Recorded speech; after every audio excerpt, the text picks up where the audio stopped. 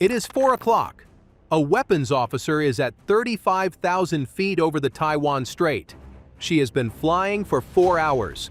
Below her, 112 miles of black water, and crossing it, slowly, in formation, the largest amphibious fleet assembled since D-Day. Dozens of landing ships, tens of thousands of troops, 15 years of Chinese naval investment, moving at 12 knots toward a beach. She is 46 miles from the nearest ship. That is outside the range of every surface-to-air missile in that fleet.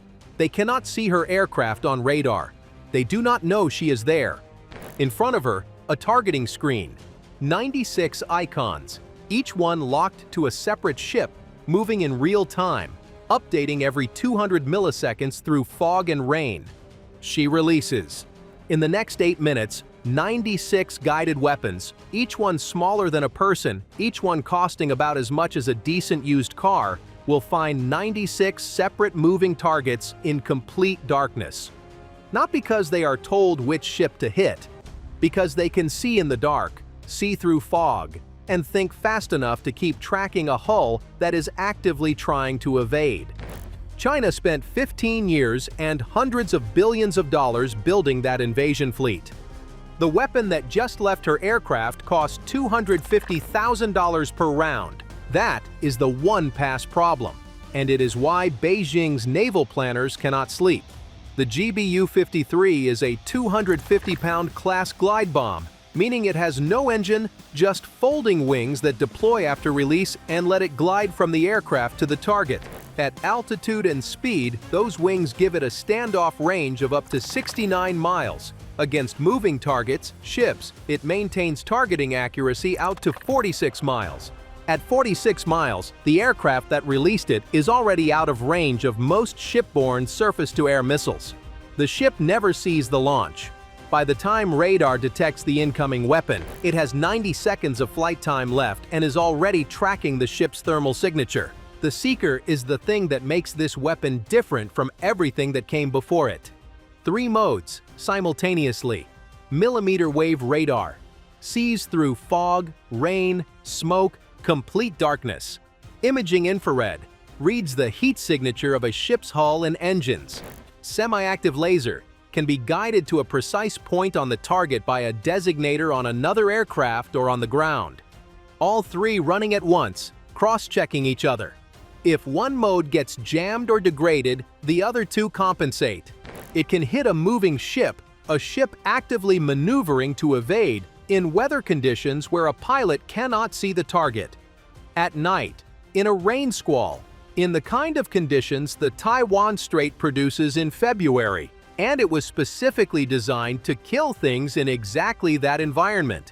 Here is where the arithmetic gets genuinely alarming, if you're the one planning the invasion. A standard 2,000-pound bomb occupies 1 weapon station on a tactical aircraft. 1 station, 1 bomb, 1 target. A StormBreaker weighs 250 pounds. 4 of them fit on the same station. An Fa-18 Super Hornet that would normally carry 4 2,000-pound bombs can carry 16 StormBreakers instead. An F-35 can carry 8 internally. Fully stealthy, nothing on external pylons, no radar return from the weapons load. Now scale that up to a B-1B Lancer. The B-1 was designed to carry nuclear weapons into Soviet territory. It has 3 internal bays. Loaded with StormBreakers, a single B-1B can carry 96 of them. 96 individual guided weapons with moving target capability, released in a single pass from outside the engagement envelope of every shipborne missile system China has fielded. 1 B-1, 1 pass, 96 weapons, each one hunting a different ship. China's amphibious fleet consists of roughly 50 to 60 large landing ships capable of carrying the heavy equipment, tanks, artillery, armored vehicles that a ground invasion of Taiwan requires. A single B-1 strike cannot sink all of them, but it can put 96 weapons into that fleet simultaneously, and each weapon costs approximately $250,000. Against a Type 071 landing platform dock that costs $500 million. The ratio. Again, The ratio is always the ratio. The StormBreaker is not theoretical. It has been used in real combat against real targets in a real contested environment. In March 2025, FA-18 Super Hornets operating from the USS Harry S. Truman were photographed on the flight deck carrying GBU-53B StormBreakers on nighttime strike missions against Houthi targets in Yemen. CENTCOM footage confirmed the deployment. It was the first confirmed combat use of the weapon by the Navy. The Houthi targets were not ships. They were ground infrastructure, radar sites, weapon storage. But the weapon performed in exactly the environmental conditions it was designed for: night operations, contested airspace, time-sensitive targets. The seeker modes that make it lethal against moving ships work equally well against fixed targets that are trying to hide in terrain. The Navy declared full initial operational capability for the GBU-53 on FA-18s in February 2026. That means the weapon is now cleared for unrestricted operational use across the fleet. Every carrier air wing deploying after that date can load and employ StormBreakers on every Super Hornet in the air wing. The timing is not a coincidence. The Taiwan Strait has not been more tense than it is right now in 30 years. China is not unaware of this problem. Its naval planners have studied American anti-ship doctrine for 2 decades, and the answer they have built is layered air defense. Shipborne HHQ-16 and HHQ-10 surface-to-air missiles, close-in weapon systems for terminal defense, electronic warfare suites designed to jam incoming guidance systems. Against a conventional anti-ship missile coming in on a predictable trajectory, those systems work reasonably well. Against a Tomahawk or a Harpoon that a radar can track from 30 miles out and engage with 90 seconds of warning, the Chinese fleet has real defensive capability. Against 96 StormBreakers arriving simultaneously from 46 miles, released before the launch aircraft entered radar range, traveling at different speeds and angles toward 96 different aim points, the math of the defense breaks down. A close-in weapon system can engage incoming threats at roughly 1 per 3 seconds at maximum rate of fire. Against 96 simultaneous inbounds targeting 96 different ships, no single CIWS installation is going to stop more than a handful. And that is before accounting for the StormBreaker's ability to discriminate between electronic jamming signals and actual target returns.